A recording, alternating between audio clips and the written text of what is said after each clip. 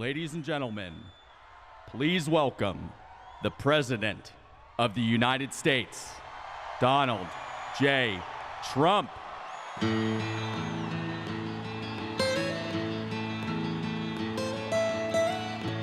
Almost heaven, West Virginia, Blue Ridge Mountains, Shenandoah River.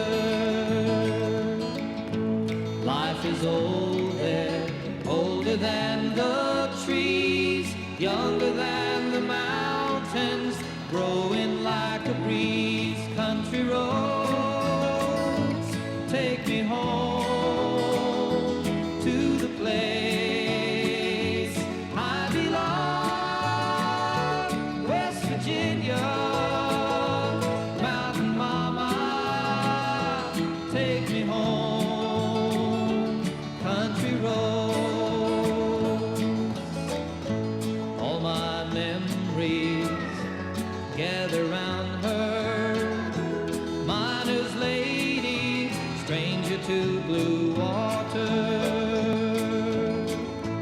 Dark and dusty, painted on the sky, misty taste of moonshine, teardrop in my eye. Country roads, take me home to the place I belong, West Virginia, Mountain Mama, take me home, country roads.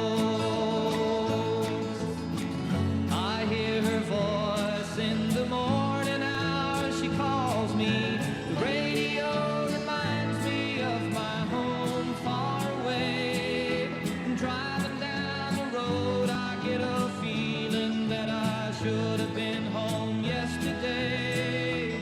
Yesterday, country roads, take me home. Thank you very much. Wow.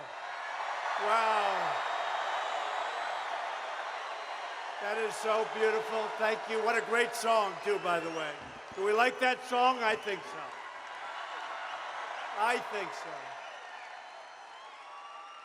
I'd like to use it all the time, but it only seems to work well in West Virginia, right? So I am thrilled to be back with all of my friends in the great state of West Virginia. Thank you.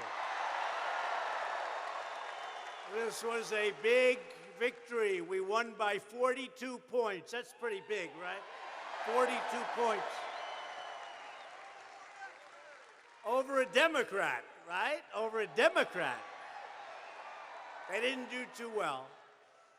And the people of West Virginia, they're loyal, they're hardworking, they're true American patriots. Remember that. They are great. They are great people. They're my friends. Thank you very much. I love you too. Guy, it's a guy, but I love you too. You're proud of our country. You're proud of our history. And unlike the NFL, you always honor and cherish our great American flag.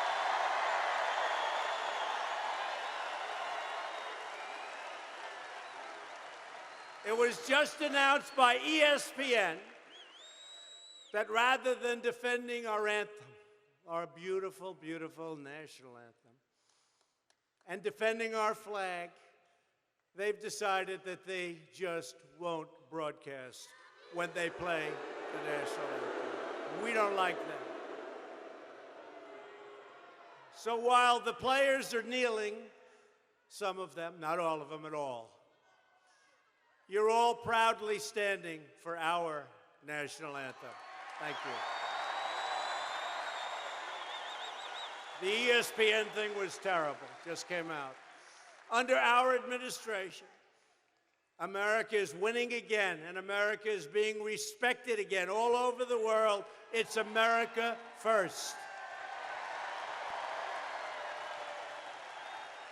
This is the greatest economy that we've had in our history, the best. Our steel mills are back. They're roaring back. We're making steel again. United States Steel announced a massive infusion of cash. They're opening up 7 different plants. Other steel companies all over the country, they're opening up plants. People said steel will never be back. Steel is back. It's one of the hottest industries in our country because of what we've done with our tariffs. They were dumping steel all over our country. They were destroying our business. They're not dumping so much anymore, and if they do, they're paying a lot. Our military will soon be stronger than it's ever been before.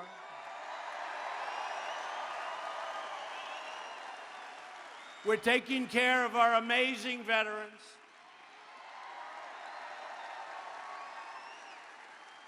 And I know this doesn't matter to you, but we are putting our great coal miners back to work.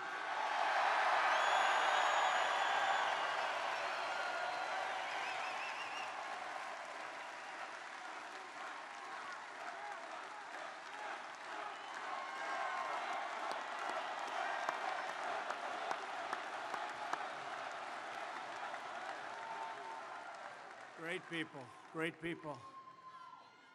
Brave people. I don't know how the hell you do that, I'll tell you. You guys have a lot of courage. But we love clean, beautiful West Virginia coal. We love it. Right. And you know, that's indestructible stuff. In times of war, in times of conflict, you can blow up those windmills, they fall down real quick. You can blow up those pipelines, they go like this, and you're not going to fix them too fast. You can do a lot of things to those solar panels, but you know what you can't hurt? Coal. You can do whatever you want to coal. Very important. And we're working now on a military plan that's going to be something very special.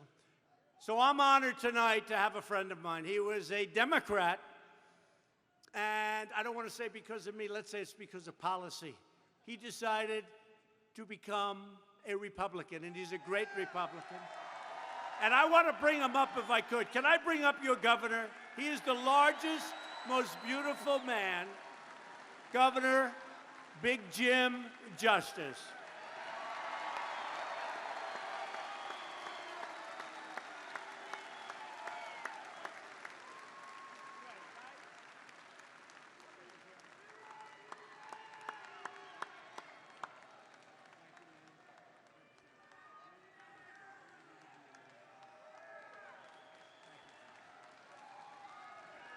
Okay. I deputized you, did I not? The other thing, I know you as West Virginians are appreciative people. Now just think, we know what this great man right beside me has done for us.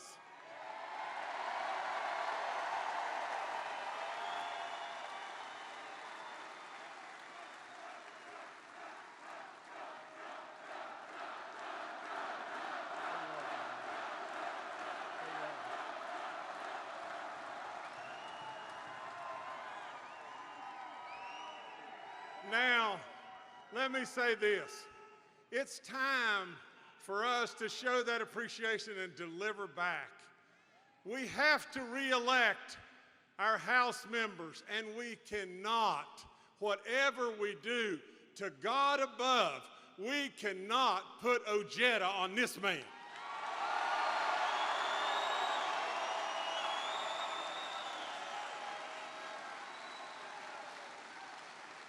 But it goes further than that. Patrick Morrisey is a little behind right now. He needs you. He needs all of you. He needs you to go out and be warriors and deputies for him. He can win this, and this man needs him. So I would say, God bless this great man. God bless this great country, and thank you for having me.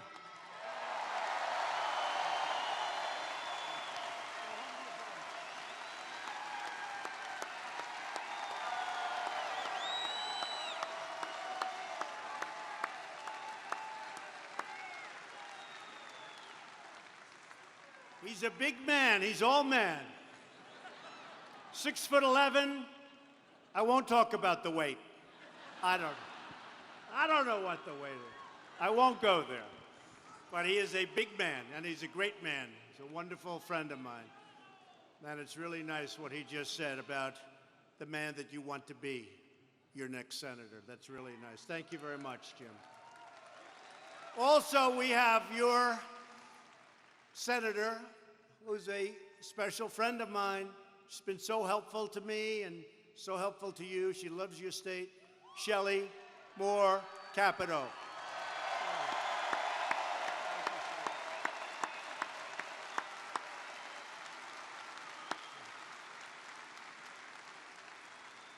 Congressman David McKinley, Alex Mooney, and Evan Jenkins. And Evan, you put up one hell of a fight.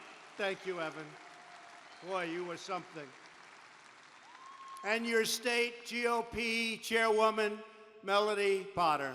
Melody.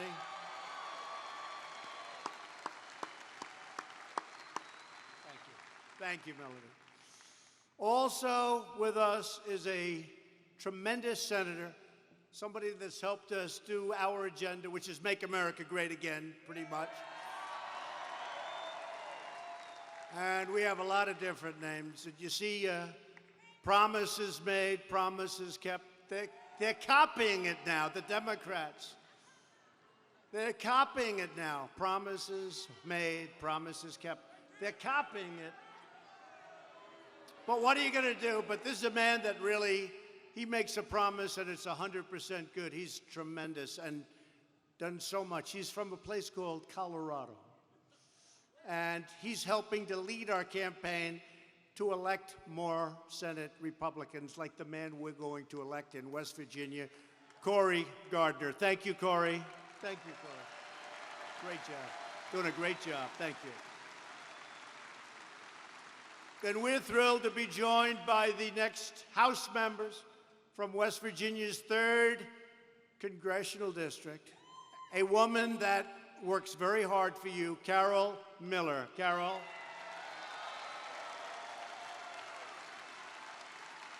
Thanks, Carol. Finally, it's my great honor to introduce the person that we are here to support tonight, a tremendous gentleman. I got to know him during the campaign. He has got an energy. It took me a little while to figure it out. I have to be honest. And once I got to see what was happening, and Evan would be the first to tell you too, he was so tough, he was so smart. He didn't stop. He does not stop. And he's going to fight for you like nobody's ever fought for the people of West Virginia. Your next senator, Patrick Morrisey. Patrick, come up here, Patrick. Come up here, Patrick.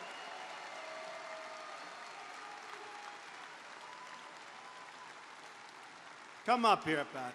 Come.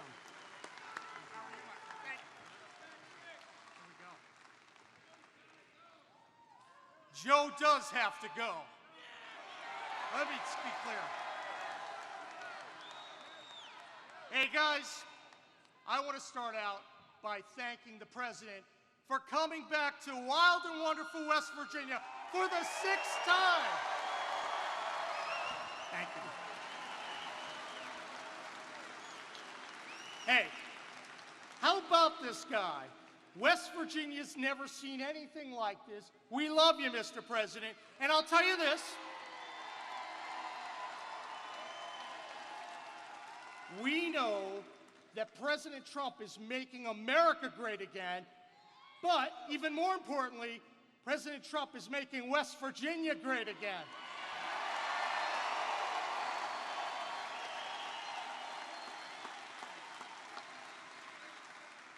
Look, tonight, we're joined by some of the Mountain State's finest coal miners. Can you stand up? A round of applause for our hard-working coal miners.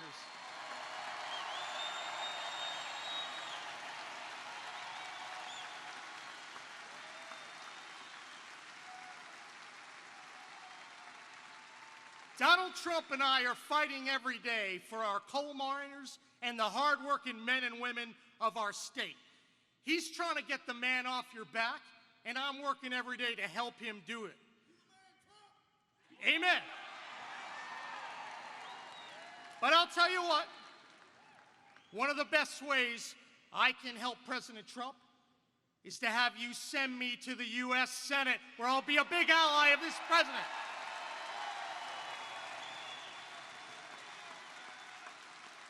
West Virginia needs to send a conservative fighter to the U.S. Senate to help drain that swamp. Now,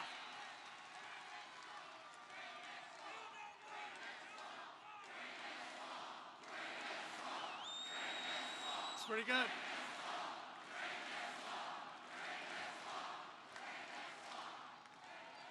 Now, let me tell you a little bit. I have an opponent in this race. His name is dishonest liberal Joe Manchin. And let me be clear, liberal Joe is no supporter of this president. Manchin strongly supported and voted for Hillary Clinton after, ready? All right, hang on. After she said, we're going to put a lot of coal miners and coal companies out of work. Yeah, it's pretty bad. Manchin even called Hillary warm, compassionate, engaging, tough. Can you actually believe that?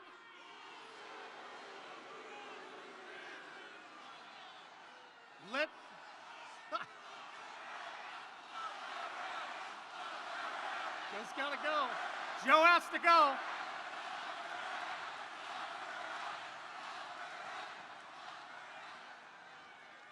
Liberal Joe no longer has West Virginia values.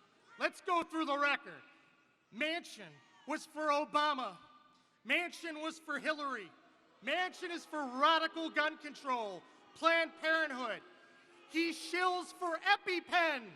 And he opposed the Trump tax cuts.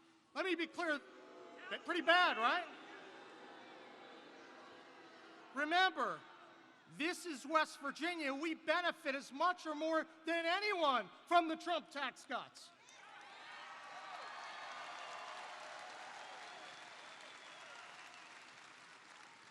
Joe Manchin no longer has West Virginia values, period. When I get to the U.S. Senate, I'm going to be a strong ally of President Trump. I'm going to be the conservative fighter that you can rely on. We're going to stand up for coal and our energy resources, and we're going to tackle this opiate epidemic more aggressively than anyone.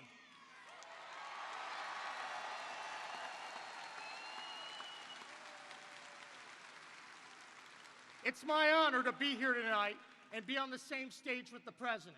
Mr. President, thank you for your leadership, your work, and for standing up for West Virginia. Thank you. Amen.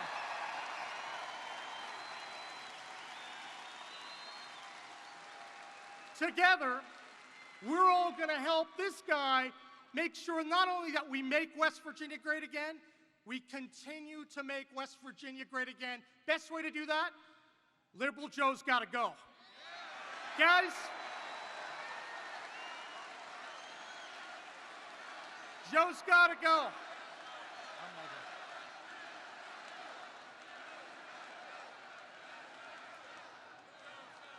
And now I will turn this back over to the big man who you're here to see. Amen, brother.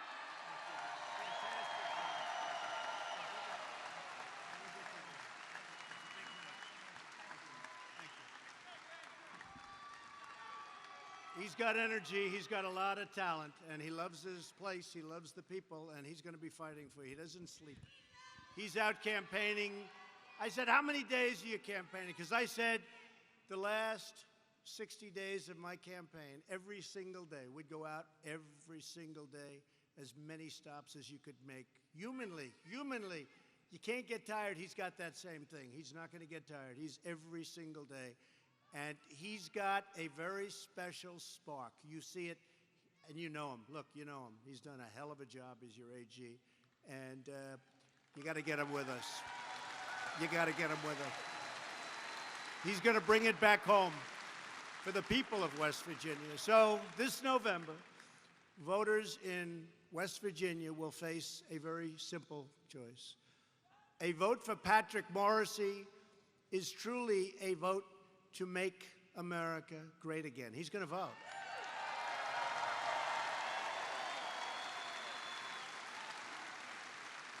And I like Joe, but Joe doesn't vote. He just doesn't vote for us. It's a vote for Schumer, Nancy Pelosi,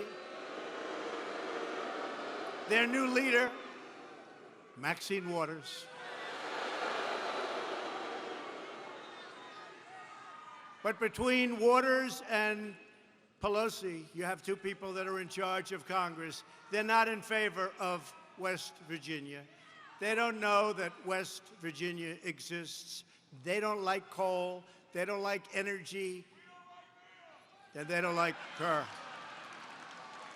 So, when you cast your ballot for Congress in November, you aren't just voting for a candidate. You're voting for which party controls the House and which party controls the Senate. So all these Congress people, and I'll tell you, we have to get there. We really have to get there. So I'm going to be going out as many days as I can, and I'm allowed to. You know, I have sort of a little with all the Secret Service and all the fantastic people, but it sort of holds you back. Maybe sometimes I'll just make a few trips without them. We'll do them quietly. But we're going to be out a lot. We're going to a lot of different states, and I'm coming back here before the election.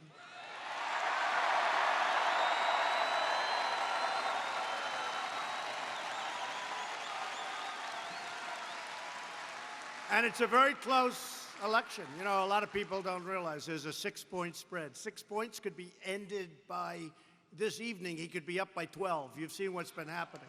We've had a good record of endorsements. In Georgia, a man was down 10. I endorsed him a short while before the election. Good man, for governor. And he won 70-30. So I guess he picked up 45 or 50 points.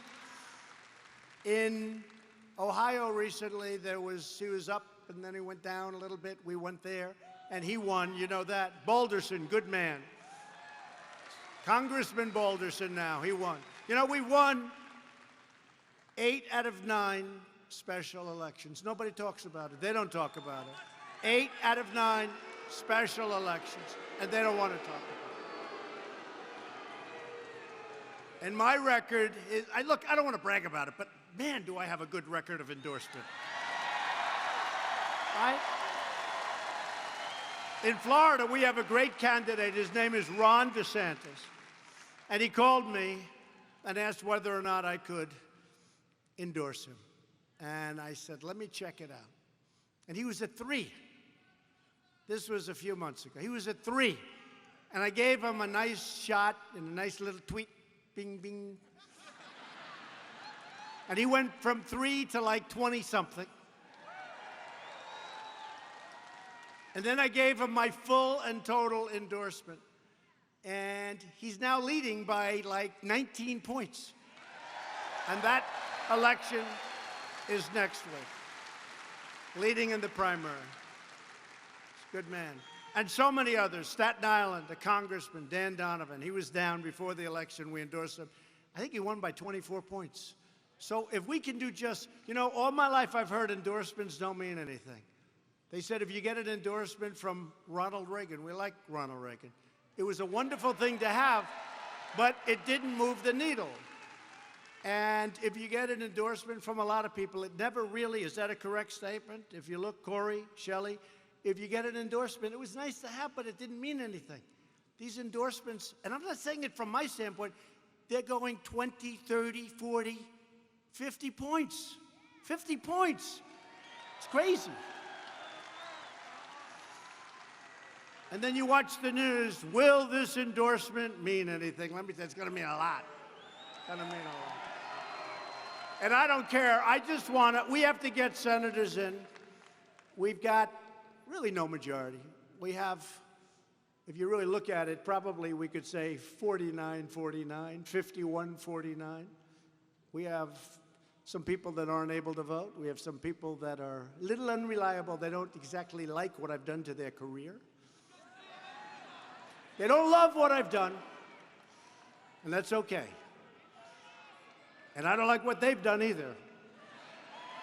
But we need to elect 5, 6, or even 7 more senators. And I think we can do it. I think we can do it. And we have to start with Patrick Morrisey. He's going to be fantastic. If you vote for Joe Manchin or any other Democrat in November, you're voting for the party that wants to really destroy the coal industry. Patrick said it. Joe endorsed Hillary 100%. And he got along with her even better after she came out with a statement that she wants to destroy coal and coal companies. That's a bad thing. The Democrats want to turn America into one big, fat sanctuary city for criminal aliens. And honestly, they're more protective of aliens, the criminal aliens, than they are of the people. They want to take away your Second Amendment. You see what's going on. I don't think you want your Second Amendment played with. They want to take over American health care and abuse our courts to rewrite our Constitution. And how do you like the judges that I've been appointing? Justice Kavanaugh, Justice Gorsuch, Supreme Court. There's no worse nightmare for West Virginia this November than Chuck Schumer running the Senate and Nancy Pelosi with Maxine Waters running the House. And that is why you must vote Republican. You got to get out and vote. You know, they keep talking about a blue wave. I don't see it. We have the greatest economy we've ever had. Joe Manchin always voted for Obama, and he voted to keep the disaster known as Obamacare, and I will tell you, it is being chipped away. You know, we had it beaten, but one man, I'm sure nobody knows who I'm talking about, voted no, shockingly, really surprising to a lot of people, because he campaigned on repeal and replace. But we've really knocked it out, including the individual mandate. We got rid of the most unpopular part of Obamacare, where you have the privilege of paying a fortune for not having to pay a fortune for really bad health care, okay? That's not too good. We got rid of it. A lot of people are very happy about that. That came along with the biggest tax cuts in our history. And Joe Manchin voted no on the tax cuts. You know, the last time I was here, I saw signs along the highway. Joe, you voted no on tax cuts. And Joe, you voted no for our president. You voted no. And he's going to vote no. I'm not knocking him, but Schumer's the boss. And he may give us a vote on Justice Kavanaugh. He should. Everybody should. I mean, here's a guy. Is this central casting? This is what we want. This is a great, brilliant man. But Joe's just not voting with us. He's voting against your tax cuts. He voted against repeal and replace. He votes against the things that we want. And he votes against the people of West Virginia. You can't do that. You know, Joe opposed the wall, and he opposed the travel ban. And by the way, the wall, right now, that wall is coming along. We're over $3 billion. It's moving along very nicely, very nicely. And if you think it's easy with these people, it's not easy. It's not easy. We're getting the wall built. It's going up, and we're getting it built. And we have a big number in right now.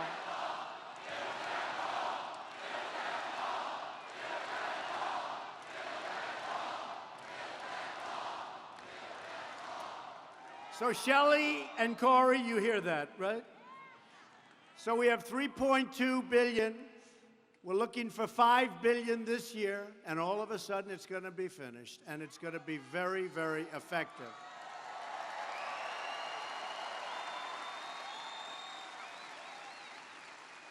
You heard about today with the illegal alien coming in, very sadly, from Mexico, and you saw what happened to that incredible, beautiful young woman. Should have never happened. Illegally in our country. We've had a huge impact, but the laws are so bad. The immigration laws are such a disgrace. We're getting them changed, but we have to get more Republicans. We have to get. This election is bigger than any one race. It's about whether we want to continue the amazing progress we've made for America, or whether we want to surrender that progress to the forces of extremism and obstruction. You know, their little phrase that they like, resist. That's all they're good at. They have no policy. They're not good politicians, but they're good at sticking together and resisting. I have almost 400 people that haven't been approved by they're slow walking. You know what slow walking? They're slow walking them.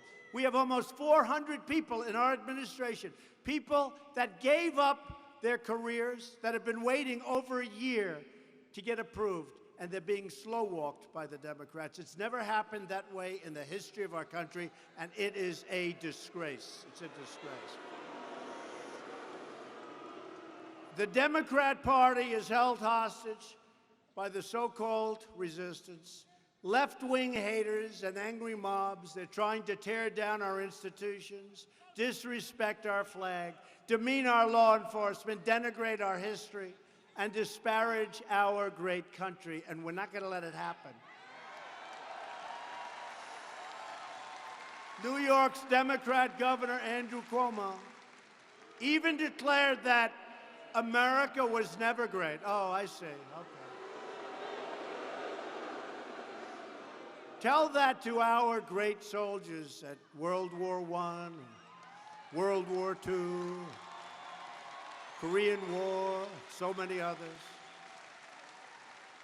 Tell them, to the folks that sent a rocket up to the moon and our great astronauts. Tell them, to all of the great medical research we've done in this country.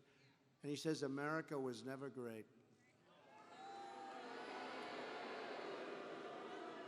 I would imagine that's career-threatening, right? I would imagine. How did he get away with that one? Did you hear? He was speaking to a room loaded up with socialists and probably others. Probably others. No, not communists, but there could have been a couple of them, too. And he made the statement, and America was never great. And they go, did you hear? They go, whoa, whoa, whoa. They couldn't even believe it. No, that's job-threatening. His comments are an insult to the generations of brave Americans whose blood and sweat and tears built our magnificent country. So this November, you can either vote for the party that says America was never great. That's going to be their theme now. America was never great. Hey, let's do that. You know, they copied mine. Promises made, promises kept. Let's give them a new theme. Quote, America was never great. That's the Democrats' new theme. Can we do that? Yeah. We'll retheme their party. Or you can vote proudly for everything that we stand for. We're the greatest country in the world, and we are now the greatest economy that we have ever had. We're the greatest economy in the world. We've gone up $10 trillion in value since my election.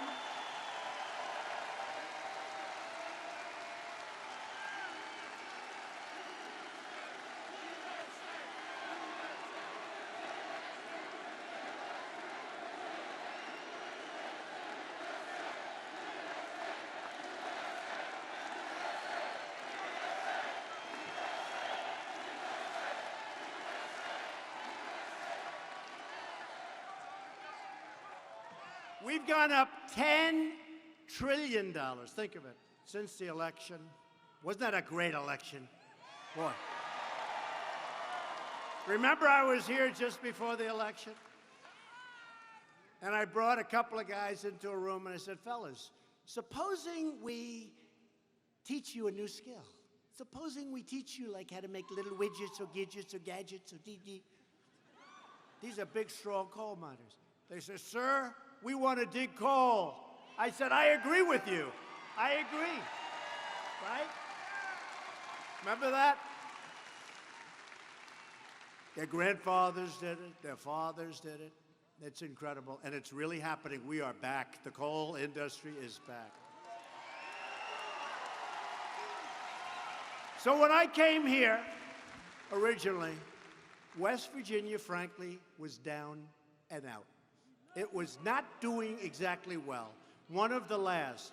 Do you know that a few months ago, it hit where West Virginia, on a per capita basis, is one of the most successful GDP states in our union. So we went from being down and out. You're one of the most successful in the union.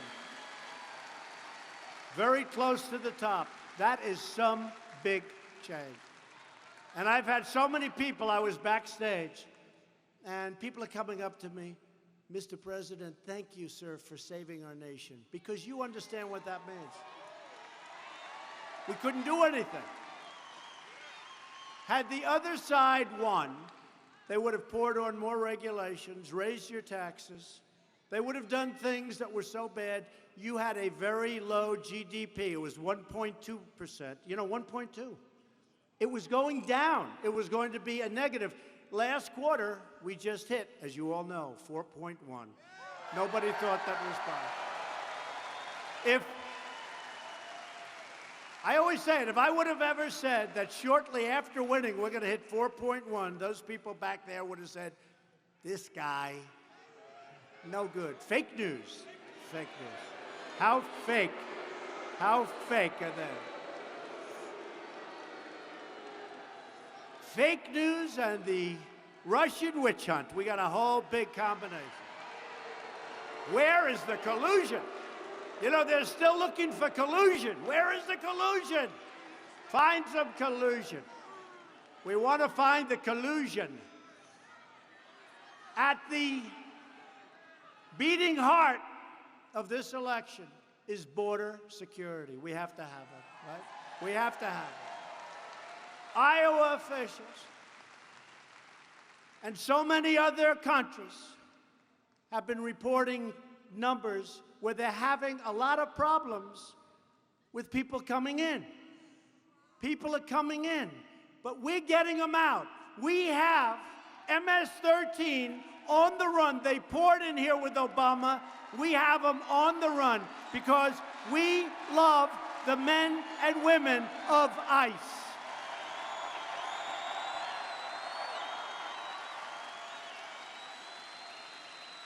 A blue wave in November means open borders, which means massive crime. A red wave means safety and strength. That's what it is. The new platform of the Democrat Party is to abolish ICE. A vote for any Democrat in November is a vote to eliminate immigration enforcement, throw open our borders, and set loose vicious predators and violent criminals. They'll be all over our communities. They will be preying on our communities. Yet while many Democrats are calling to abolish ICE, today our brave ICE officers successfully carried out a 14-year-old deportation order against a Nazi criminal who was living in New York, the last known Nazi officer living in the United States. They've been trying to get him out for decades. President Obama tried. They all tried. We got him out. Gone. He's gone. He's back in Germany. ICE officers are heroes who uphold our laws, and they really do. They uphold our laws, and they defend our communities like nobody you've ever seen. And yes, they're tough, they're strong, they're smart, they have great heart, but they go into these communities loaded up with the kind of criminals you don't want to be dealing with. They walk in like it's another day in the office. They're tougher. They're stronger. It's what these other people fear. And by the way, our ICE folks and our Border Patrol folks, they have no fear. The job they do is incredible. And by the way, while we're at it, law enforcement, these are great, great people, and they're doing an incredible job. Right? Every single day, ICE is tracking down gang members, drug dealers, predators and killers, and we're either throwing them in jail or throwing them the hell out of our country.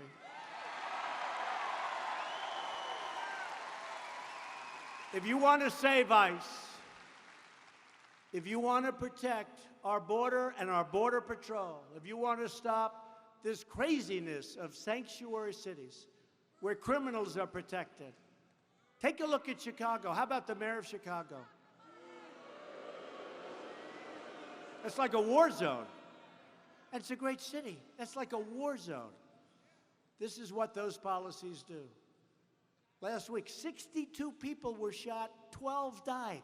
This is like our country. There's no reason for this. The Republican Party stands proudly with our courageous ICE officers and Border Patrol agents.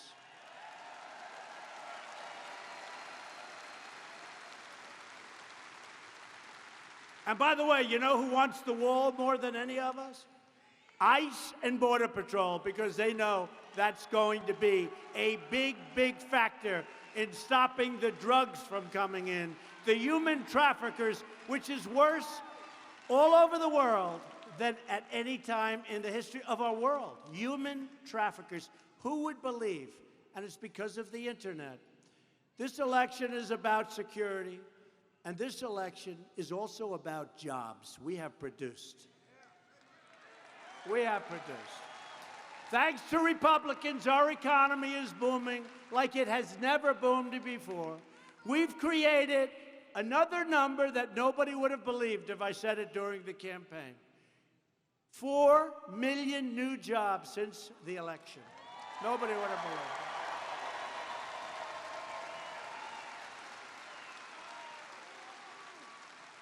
Almost 3.9 million Americans have been lifted off food stamps. Think of that.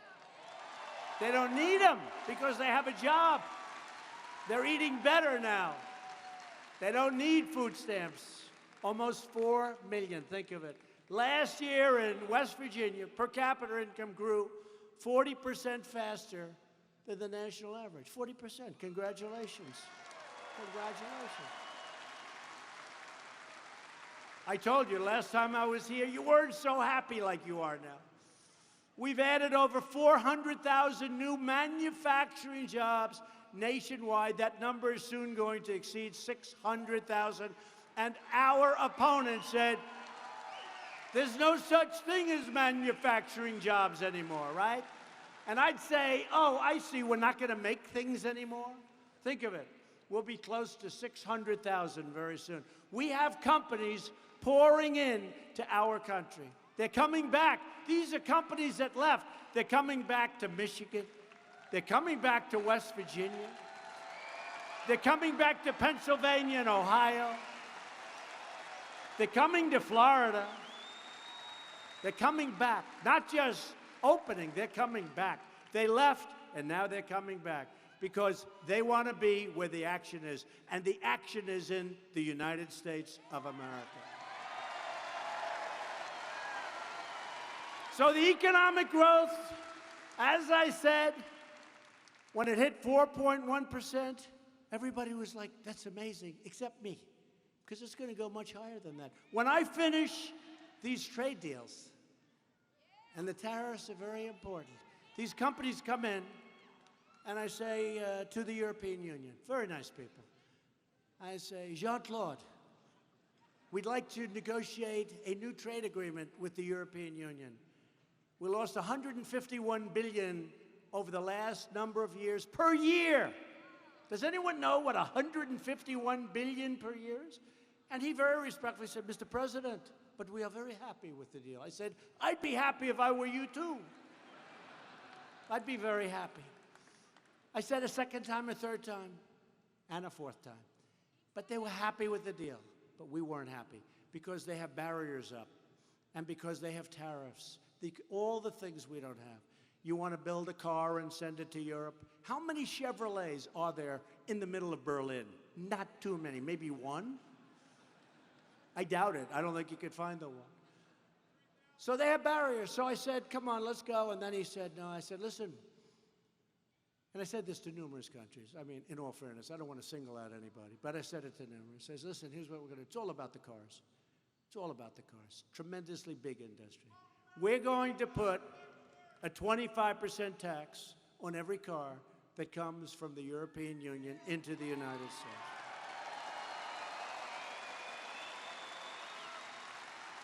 And that'll take our loss and trade deficit of $151 billion, and it'll give us a surplus of $151 billion. That's a fairly dramatic swing. And that'll take one little signature, Donald J. Trump.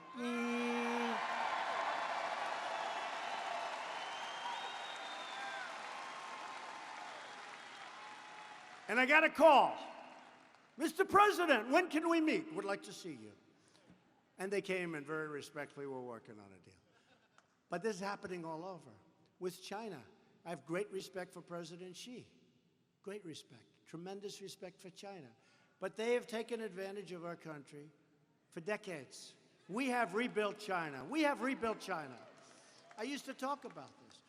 I didn't press it initially because I wanted them to help us with North Korea, and they have. And they have. And we're doing well with North Korea. You know, these guys, it's been, what, 3 months since I left? These guys say, what's happening with North Korea? Hey, folks, they've been doing this stuff for 75 years, 3 months. What happened? I can tell you. And I got along very well with Kim Jong-un, and really well. Good chemistry. There's been no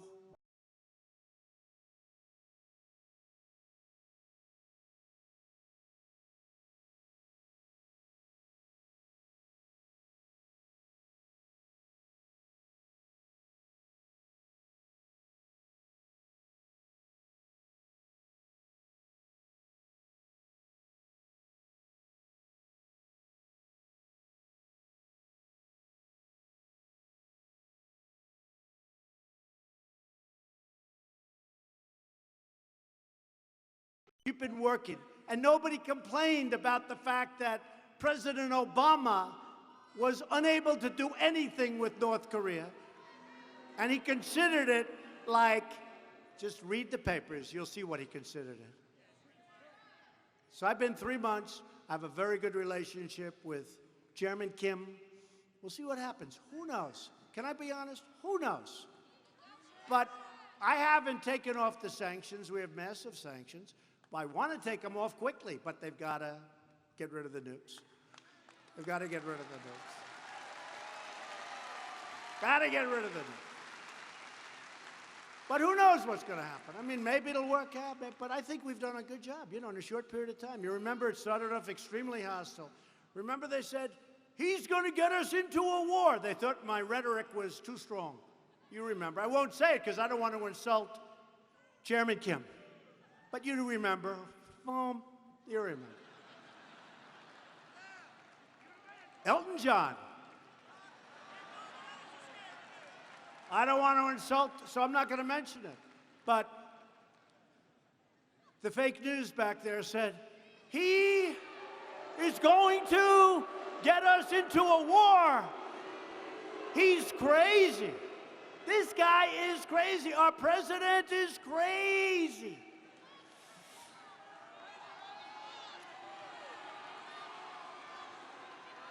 And then I went to meet the leaders and the folks that run NATO, all the leaders of NATO. And they weren't paying their bills. They were delinquent, you know, in real estate. I love real estate. When somebody doesn't pay their rent, you say, Shelley, you say, they're delinquent, you got to pay your rent. And I met him last year. And Stoltenberg, Secretary General, great guy of NATO, is my single biggest fan, bigger than any fan I have in the room. You know why? Because nobody was paying their bills. He was in charge of NATO. He couldn't get any money. But last year, I went a year ago. I said, you're not paying your bills. You got to pay your bills. He picked up $44 billion. He told that to the press. They didn't report. $44 billion.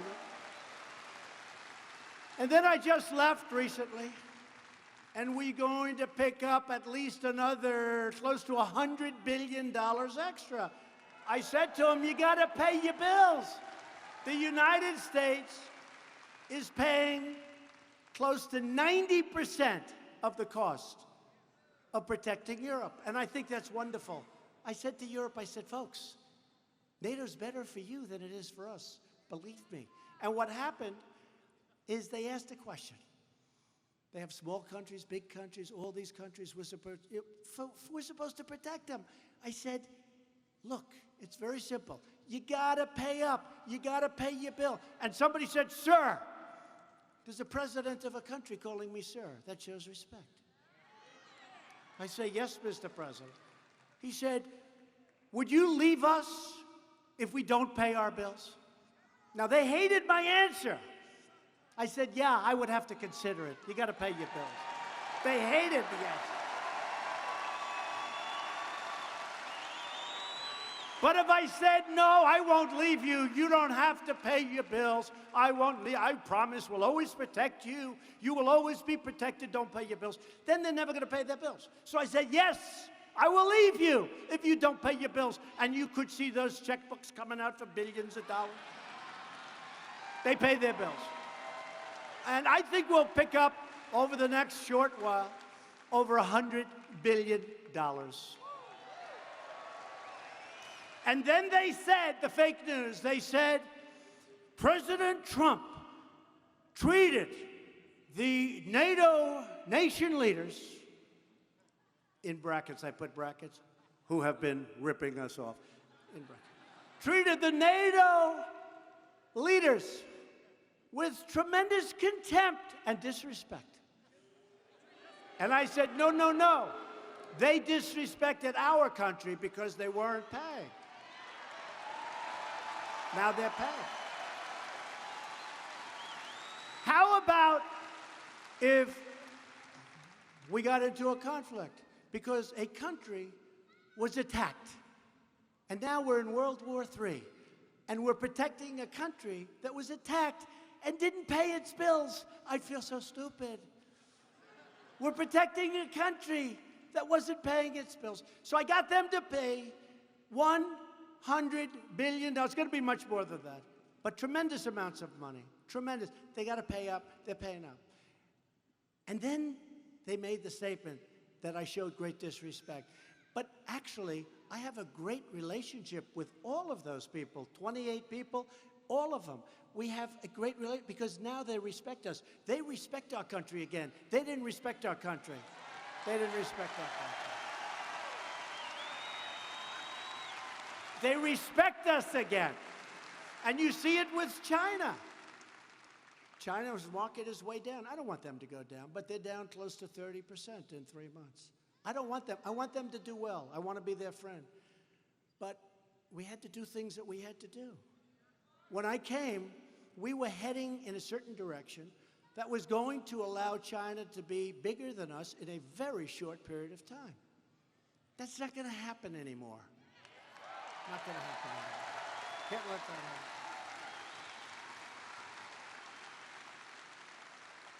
The long winding road, you know, the long winding road. And I have tremendous respect for China. I mean, the energy, the genius, it's incredible what they've done. And hopefully we're going to have a great relationship. But we can't do it. It's got to be a two-way street. We have only one-way streets. Not only China, with everybody. It's a one-way street. Our enemies, our friends, our allies. I mean, our allies treat us worse than our enemies. Believe it. So it's all changing. And when we get those trade deals done properly, and you know what bothers me? I have people coming to me, some people in Congress, sir, can you get this deal done immediately? I said, it doesn't work that way. I don't want to go too fast. The deal's not going to be any good if we do that. We got to take time. It's got to gestate, right? The word gestate. It's like when you're cooking a chicken. Time. Turkey for Thanksgiving. My mother would say, oh, 8 hours. I said, 8 hours? She made the greatest turkey I've ever had. Takes time. Takes time. So when they run and they say, oh, can you do NATO right now? Could we sign it next week? I said, wait a minute, look. I like Mexico. I like the new leader. I think he's going to be terrific. A little different than us. I think I'm doing better with him than with the capitalist. But he knows that Mexico needs the United States. They need the United States. Canada charges us close to 300% tariffs for dairy products going into Canada, which is essentially saying, we don't want your dairy products, this is a wall. They have a wall in a different way. It's called an economic wall. I don't want that. I said, Justin, I don't want to have too much fun with you, Justin. You can't do that. Justin Trudeau, nice guy. But they've taken advantage of us for so many years that we have to take our time. But with that being said, we're doing very well. We're on our way with a good deal, a fair deal. I don't want a good deal. I want a fair deal for both of us. Fair with Mexico.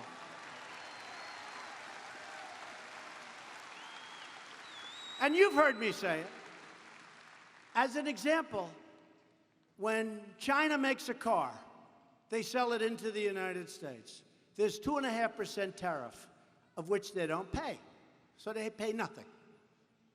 Other than that, it's a wonderful deal. When we make a car, we sell it into China, and there's a 25% tariff, and that's just the beginning. There's others. A man was driving down a street in China, and he looked over, and it was a Chevrolet-like Camaro. Does that make sense? Is it a Camaro? I think it cost $39,000 or $40,000. He's in China. He's in Beijing. And he shouts across. They're stopped. He shouts across, tell me, how much did that car cost in China? Guy looks, $119,000. Now, you understand that, right? It's all taxes and taxes and taxes. We can't do that anymore. Can't do it. We are a country with unbelievable potential. We are a country that has been ripped off by everybody. And we're not going to be ripped off anymore. And if it takes me a little angst to tell senators and congressmen and all of the people that really do have your heart in their hands, in many cases. Sometimes I wonder where they're coming from with these suggestions. But it's going to have to take that little period of time. With that being said, we're moving so fast, nobody can even believe it. And every country wants to make a deal. Because we're like the big, fat piggy bank that everybody wants to rob. And we're not going to let them rob us anymore. Is that okay, West Virginia? We're not going to let them rob us anymore. Every day, we're keeping our promises.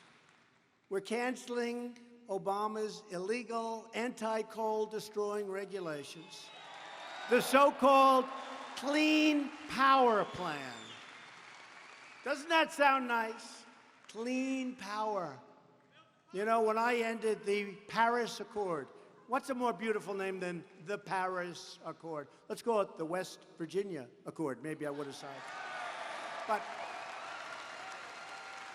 when I entered it, that was going to cost us hundreds of billions of dollars. Hundreds of billions.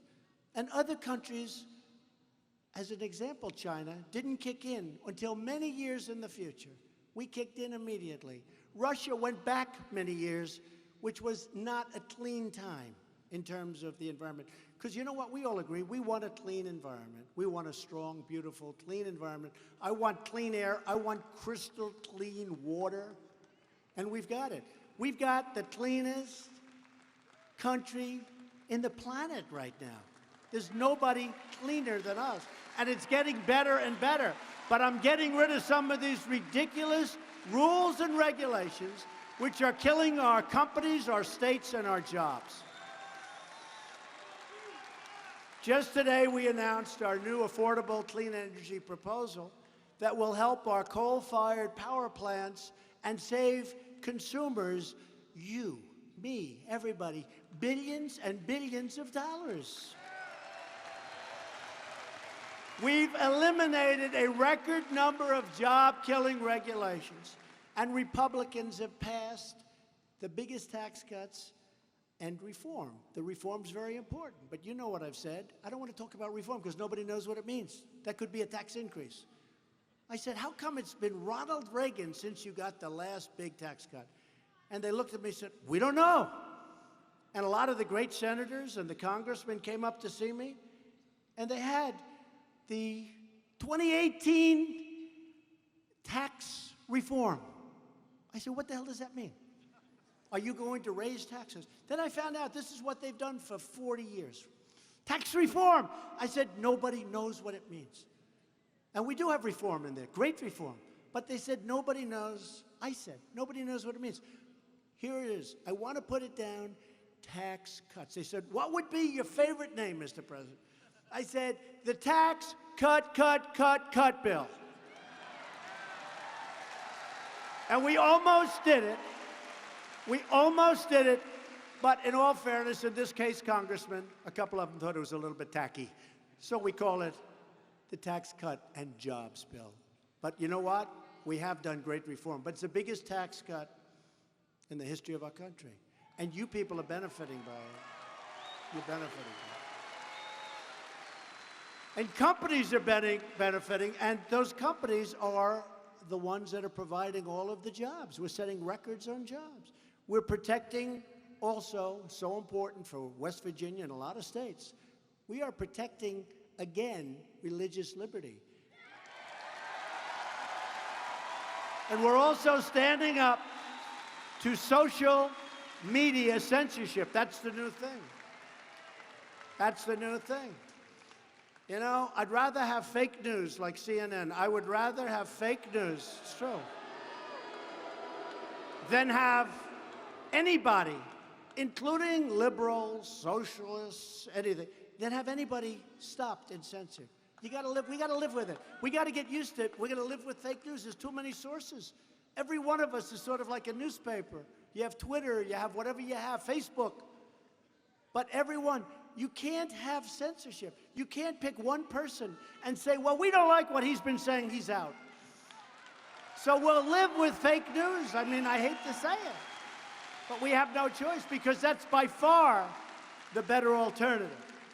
You can't have people saying censorship because you know what? It can turn around. It can be them next. It can be them next.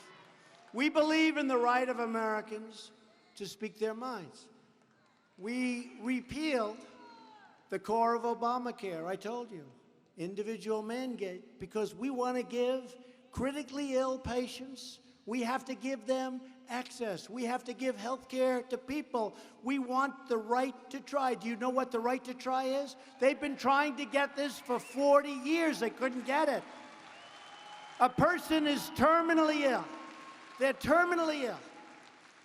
They're really sick. And I know people, if they have money, they travel all over the world to try and find a cure. If they don't have money, they die. They die. We have the greatest scientists in the world. That's why China and so many other people, they're trying to steal our technology. We can't let them happen.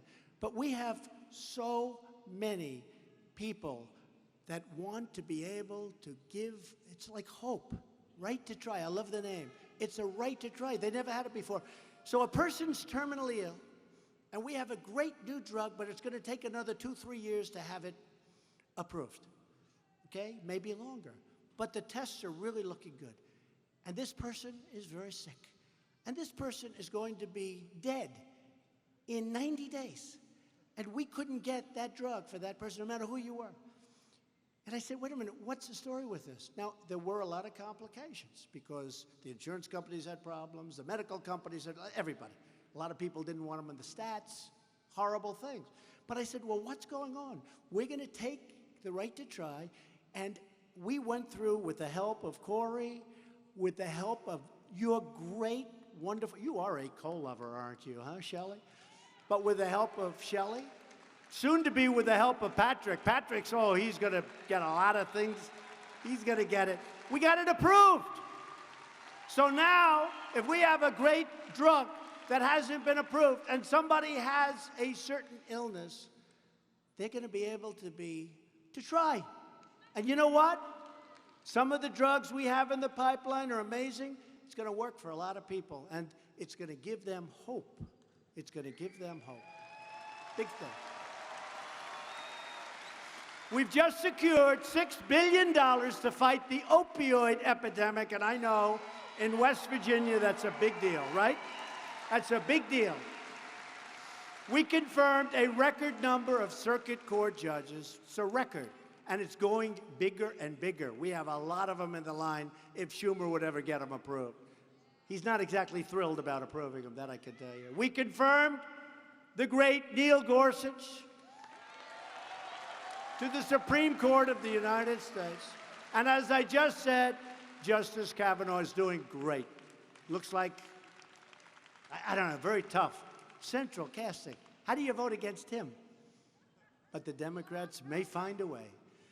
We've secured a record $700 billion for our military this year and $716 billion for next year. Billion with a B. Our military will be stronger and bigger and better and more sophisticated than it's ever been. Ever. And hopefully we'll never have to use it. You know, get a lot of good fighters out here. I see some of them. I know some of them.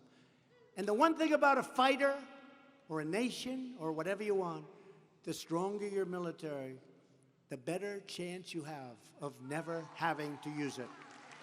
We don't want to use it. We don't want to use it. And all of that equipment is being built right here in the USA. We make the greatest fighter jets in the world. We make the greatest ships in the world. We make the greatest missiles and rockets. Nobody does it like us. And in my direction, the Pentagon is working hard to create the sixth branch of the American Armed Forces, the Space Force. That's very exciting. We need it. That's the new frontier. And I'm not just talking about sending rockets to the moon. I'm talking about militarily. That's where it's at. Thanks to the leadership of UN Ambassador Nikki Haley, we've reduced the United Nations spending by $1.3 billion, saving U.S. taxpayers $350 million. Just came out, but nobody wants to write it. We just passed a landmark VA accountability law. That's where people that don't treat our vets properly, we look at them and we say, you're fired, get the hell out. 45 years they've been trying to pass it. 45 years they've tried to pass it. We also passed Veterans' Choice so that if our veterans can't get the care they need, they have the right to see a private doctor. They don't have to wait in line for 3 weeks, 4 weeks, 8 weeks, 2 months. I withdrew the United States from the horrible Iran nuclear deal.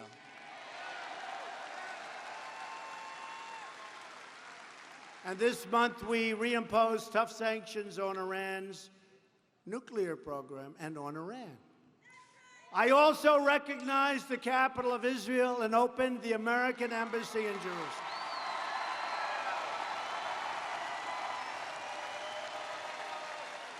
And I understand now what happened. Because every president, many presidents, they said, we're going to do it. We're going to move our embassy to Jerusalem. It's going to be the capital of Israel. And we're going to do it, we're going to do it. And then they don't do it. Politicians, they don't do it. So I said, I'm going to do it during the campaign. I said it right here in West Virginia. And I now understand why many, many presidents before me said they were going to do it and didn't do it, because I was inundated with calls from foreign leaders. Every country, don't do it, don't do it, don't do it, please don't do it, don't do it. And so actually what I did, I was about 5 days off. I stopped taking calls. I said, I'll call you back next week. Because I knew what they were going to ask me. It's much easier when you say, oh, gee, I didn't know you were calling for that reason. So I approved it. And it should have been done years ago.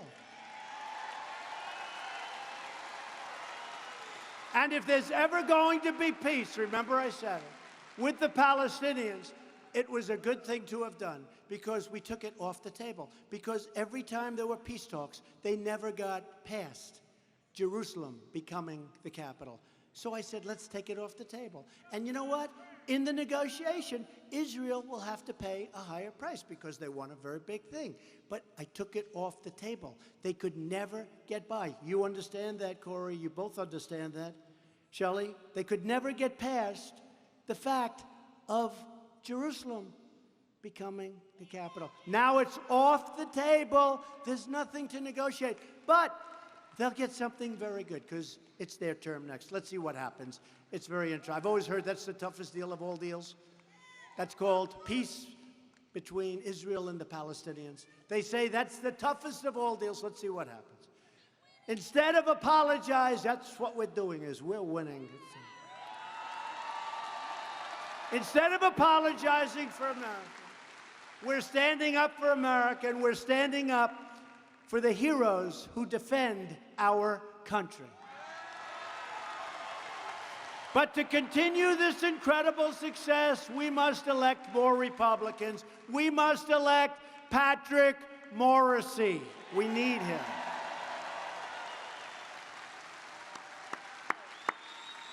We need Patrick.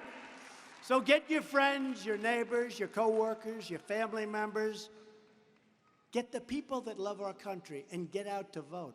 We need his vote so badly. We need his energy. You're going to see, this guy has energy. Loyal citizens like you helped to build this country. Together, we're taking back our country, returning power to where it belongs, to the American people. From Morgantown to Madison to Charleston, this great state was settled by tough pioneer men and strong pioneer women who tamed the wilderness to build a better life for themselves and for their incredible American families. They didn't have a lot of money.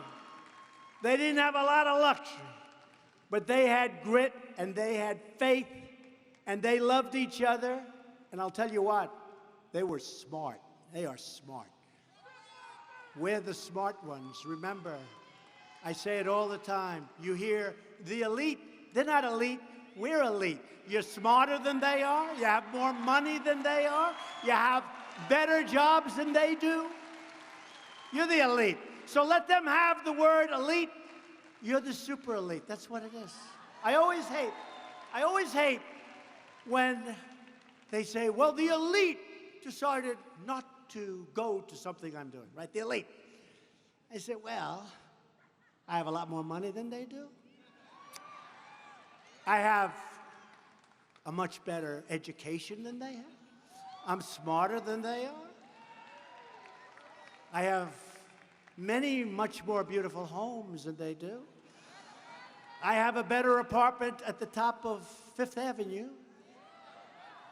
Why the hell are they the elite? Tell me.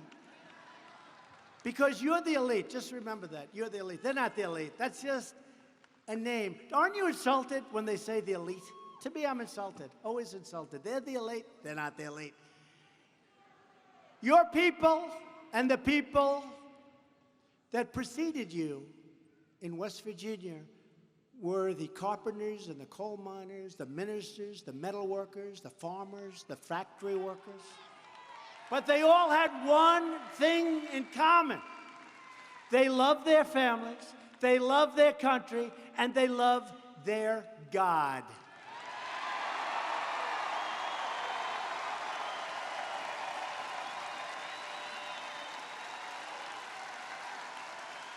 We stand on the shoulders of generations of American patriots who knew how to fight, and they knew how to win. We're winning again. We're winning again.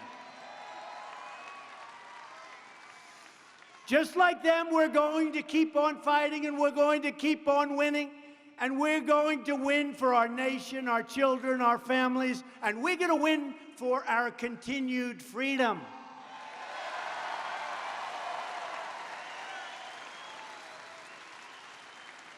I joke that I'll have Patrick Morrisey coming to me soon. He'll be your senator. And he'll say, Mr. President, the people of West Virginia can't stand winning so much. They haven't won in decades, and now you're winning with coal, you're winning with everything. He's going to say, Patrick, he's going to say, Mr. President, please, they don't want to win so much. They can't stand it. Please, you're winning too much for West Virginia. Please stop winning. And I'm going to say, Patrick, I'm sorry. I don't care what the hell the people of West Virginia want. We're going to keep on winning anyway because I believe that's what they want, right? That's what they want. Because the people of West Virginia never give up, they never give in, and they never back down. Because we are Americans, and our hearts bleed red, white, and blue. We are one people, one family, and one glorious nation under God. And together, we will make America wealthy again. That's happening. That's happening a lot faster than the fake news ever said it could happen. We will make America strong again.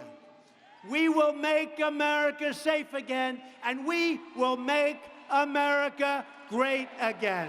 Thank you, West Virginia. Thank you.